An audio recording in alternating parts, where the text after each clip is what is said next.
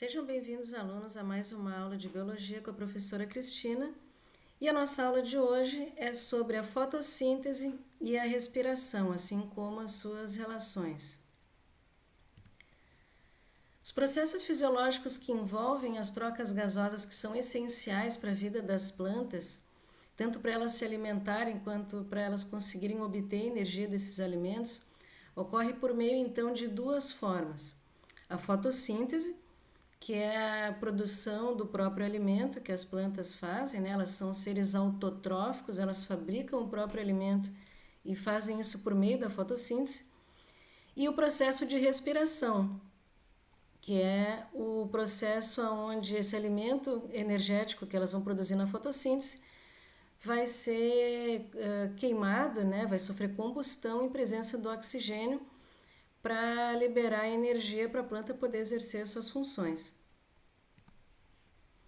No caso da fotossíntese, né, ela é um processo de produção de alimento que as plantas realizam, onde elas vão estar convertendo então a energia luminosa, a princípio do sol, e vão transformar essa energia luminosa em energia química, por meio da síntese de compostos orgânicos. Então a planta ela vai produzir substâncias químicas ricas em carbono, hidrogênio e oxigênio, e essas moléculas então vão armazenar a energia que ela vai conseguir capturar do sol. Esse processo de fotossíntese ele acontece então nos cloroplastos, que são organelas do citoplasma da célula das plantas. São organelas de cor verde, portanto elas são clorofiladas. E essa clorofila então ela é um pigmento verde que é capaz de capturar a energia da luz. Então essa captura de energia luminosa e a produção desses compostos orgânicos pela célula das plantas, ela ocorre lá nessa organela chamada de cloroplasto. Olhando a célula vegetal então um pouquinho mais de perto, aqui nós temos então a membrana plasmática da célula, né? Essa membrana interna que vai delimitar o conteúdo celular. Na parte mais externa então a gente tem aqui a parede celular, que é uma camada externa mais rígida formada de celulose, que vai dar então essa rigidez maior para a célula das plantas. Aqui a gente vai ter então o núcleo celular com o DNA, ou a principal parte do material genético hereditário. E no citoplasma a gente vai ter então as diferentes organelas citoplasmáticas. E entre essas organelas, a que importa aqui no processo da fotossíntese é o cloroplasto, que são essas organelas ovaladas de cor verde por apresentar então o pigmento clorofila. Se a gente observar o cloroplasto mais de perto, o cloroplasto, então, ele tem duas membranas, uma membrana interna e uma membrana externa. Dentro ela tem uma matriz onde apresenta, então, essas diferentes moedinhas, né, que parecem assim, moedinhas, são chamadas de tilacoides. E é dentro desses tilacoides onde vai estar armazenado o pigmento clorofila, que vai conferir, então, essa cor verde para as plantas. A fotossíntese ela acontece em duas fases.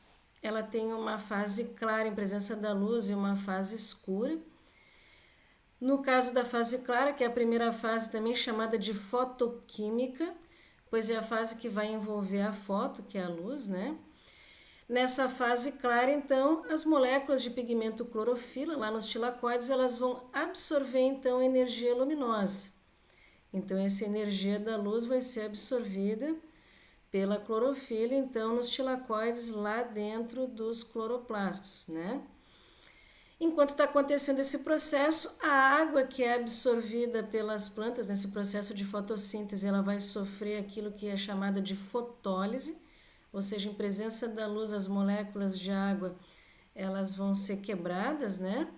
Vai separar o hidrogênio do oxigênio, e a cada dois oxigênios que se juntarem, então, vão formar o gás oxigênio que vai ser liberado no ambiente.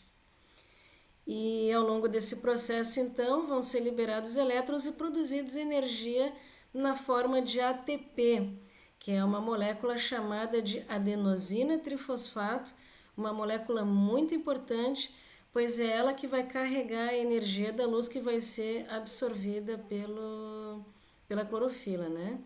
A energia luminosa, a energia ela é imaterial, então essa energia não pode ser dispersa dentro da organela, né? Então, para essa energia não se perder, ela é carregada nesta molécula chamada adenosina trifosfato, que a gente abrevia na forma de ATP. O produto final dessa fase clara fotoquímica, então, vai ser a liberação do oxigênio no ambiente. A segunda fase da fotossíntese, que é a chamada fase escura, também conhecida como ciclo de Calvin, é um ciclo de reações químicas onde essa adenosina trifosfato produzida, ela vai ser usada então para fixar a energia no carbono, a partir então da absorção do dióxido de carbono pelas folhas. Então, na fotossíntese, né, a planta ela precisa de água e precisa de dióxido de carbono. A água na fase clara vai sofrer a fotólise e vai separar então o hidrogênio que a planta precisa para produzir o seu alimento, que é a glicose, vai liberar o oxigênio. E na fase escura, o carbono que é absorvido pelas folhas, né, por meio da absorção do dióxido de carbono, o hidrogênio vai se ligar então com esse carbono e com o oxigênio e vai produzir a glicose, que é o alimento da planta propriamente dito.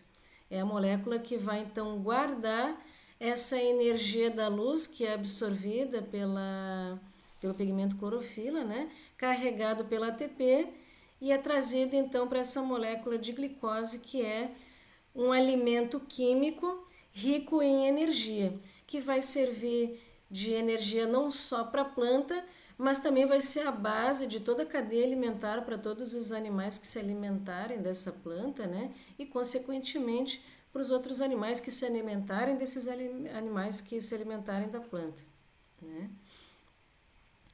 O produto, então, final dessa fase escura, né, desse ciclo de Calvin, é a produção da glicose, então, que é o alimento da planta propriamente dito. Então, aqui a gente tem um desenho que vai resumir, né, o processo de fotossíntese. Na fase clara, então, a clorofila presente nos tilacóides dos cloroplastos vai absorver a energia luminosa. Essa energia luminosa ela vai fazer a fotólise das moléculas de água que vão ser absorvidas pela planta, separando hidrogênio de oxigênio. O oxigênio vai ser liberado então para a atmosfera e esse hidrogênio produto da fotólise vai se juntar, vai sofrer uma reação então com o carbono e o oxigênio do gás carbônico absorvido pelas folhas, produzindo então finalmente a molécula de glicose, que vai guardar essa energia luminosa que foi carregada pelas moléculas de ATP até essa produção então de C6H12O6, que é a glicose, o alimento da planta e a molécula que vai servir de alimento também para todo o restante da cadeia alimentar. A fotossíntese ela tem uma íntima relação com o processo de respiração. A respiração em si é o processo de liberação de energia contida nesse alimento, né, nesses carboidratos produzidos pela planta por meio da fotossíntese. E o interessante é que a respiração vai se utilizar dos produtos da fotossíntese para poder, então, ser realizada. A fotossíntese ela vai produzir a glicose, que é o alimento rico em energia, mas não basta só comer a glicose. Você precisa ter o oxigênio, que é a substância comburente que vai alimentar esta combustão da glicose, ou seja, a glicose vai ser queimada em presença do oxigênio para estar liberando energia. O produto dessa respiração, então, são moléculas de água e de dióxido de carbono, que consequentemente vão ser a matéria-prima que a planta vai usar para fazer a fotossíntese. Então, aí está a grande relação entre a fotossíntese e a respiração, porque o produto da fotossíntese é a matéria-prima que os seres vão utilizar para fazer a respiração, enquanto que o produto da respiração é a matéria-prima que as plantas precisam para fazer a fotossíntese.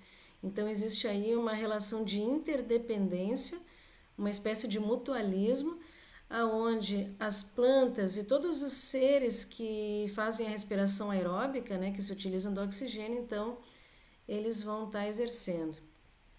E a respiração ela acontece em 3 fases: a glicólise, o ciclo de Krebs e a cadeia respiratória, que a gente vai ver agora a seguir.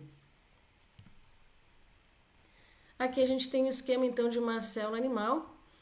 aonde nós temos aqui a membrana plasmática, o núcleo com o seu DNA, seu material genético e o citoplasma, e nesse citoplasma, então, vão existir, no caso dos seres aeróbicos, né, que respiram oxigênio, vai ter esta organela citoplasmática chamada mitocôndria, que é onde vai acontecer a maior parte do processo respiratório. Então, como eu falei para vocês, a respiração acontece em 3 fases. A primeira fase, chamada de glicólise, ela acontece no citoplasma da célula. A glicólise é a quebra da molécula de glicose, né, formando 2 moléculas menores de piruvirato. E esse processo de quebra da glicose, ela libera 2 ATPs, ou seja, 2 moléculas de adenosina trifosfato carregadoras de energia, né? E depois essas 2 moléculas de piruvirato, elas entram dentro da mitocôndria, aonde vai começar a segunda fase chamada ciclo de Krebs. Esse ciclo de Krebs, ele é um ciclo de reações químicas, onde o piruvirato ele vai sofrer uma reação onde vai se transformar em acetil-CoA, que vai se transformar em ácido oxalacético, que depois vai se transformar em ácido cítrico, e esse ciclo, então, ele vai se repetir diversas vezes, liberando a cada ciclo 2 moléculas de ATP, ou seja, 2 moléculas de adenosina trifosfato. Ao final do ciclo de Krebs, então, os elétrons na cadeia respiratória, que é a terceira etapa, esses elétrons que sobram, eles vão sofrer um decaimento, liberando ainda um restante de energia, e ao final de todos essas três fases da respiração, vão ser liberados, então, ao todo, 34 ATPs no final da cadeia respiratória, com mais 2 ATPs do ciclo de Krebs e 2 ATPs da glicólise, vai ter um total de 38 moléculas de adenosina trifosfato carregadoras de energia. Aqui nessa imagem a gente consegue perceber então essa interdependência entre o processo de fotossíntese e a respiração, conforme eu já comentei com vocês. Na fotossíntese, então, os cloroplastos vão absorver a energia da luz, produzindo o alimento energético glicose e liberando o oxigênio na atmosfera, enquanto os seres vivos de respiração aeróbica, lá na mitocôndria, então, vão utilizar a glicose para fazer a combustão dessa glicose em presença do oxigênio, liberando energia na forma de ATP para que esses seres possam então estar exercendo as suas funções e liberando como produto dióxido de carbono e moléculas de água, que consequentemente também vão servir para as plantas fazerem mais o processo de fotossíntese, né? Então, a gente vê aqui um ciclo de interdependência entre as plantas e os seres de respiração aeróbica, onde o produto da fotossíntese, né, a glicose e o oxigênio, são matéria-prima para a respiração, e o produto da respiração, que é o dióxido de carbono e as moléculas de água, vão ser matéria-prima para as plantas fazerem então a fotossíntese lá nos seus cloroplastos. A fotossíntese que absorve energia, transformando energia luminosa em energia química, e a respiração, então, quebrando essas moléculas de energia química, liberando a energia para ser utilizada, então, pela célula e tendo como produto, então, o gás carbônico e a água, que vão servir para mais uma fotossíntese e assim por diante. Todas essas trocas gasosas que acontecem, então, tanto no processo de fotossíntese quanto no processo de respiração e também na transpiração, né? No caso das plantas, elas acontecem em pequenas aberturas chamadas de estômatos. Esses estômatos, eles estão presentes geralmente na parte ventral da folha, a parte de baixo da folha, porque na parte de cima pega muito sol, então a tendência é transpirar e perder muita água. Então, para evitar essa perda excessiva de água, esses orifícios ficam na parte de baixo da folha, essa parte ventral. E esses orifícios são formados, então, de 2 células especiais chamadas de células guardas. Essas células guardas, então, elas são rodeadas por células epidérmicas, são protegidas por células epidérmicas, né, da epiderme, que é é a pele externa da planta, da folha. E toda vez que essas células guarda absorvem água, aumenta então a pressão dessas células e o orifício se abre, podendo então tanto absorver gases quanto liberar gases. No caso, ela absorve dióxido de carbono e libera oxigênio no processo da fotossíntese. Ou no processo respiratório, vai absorver o oxigênio e vai liberar dióxido de carbono e água. No processo de transpiração, elas vão liberar somente o vapor de água, né? Quando essas células se desidratam, quando elas perdem água, diminui a pressão e aí ela se torna flácida, fechando o orifício. Então a planta consegue controlar essa abertura e fechamento das células guarda por meio do aumento da pressão pela absorção de água ou diminuição da pressão pela perda de água, né? E assim os gases podem entrar e sair da célula por meio dessas aberturas chamadas de estômatos, né? Então era isso, pessoal. Muito obrigado pela atenção. Espero que vocês tenham compreendido esse objeto de conhecimento tão importante que é o entendimento da produção de energia química pelas plantas por meio da fotossíntese e o processo de respiração, que é o processo onde os seres vivos aeróbicos aproveitam essa energia química produzida pelas plantas por meio da quebra, né, das moléculas de glicose em presença de oxigênio.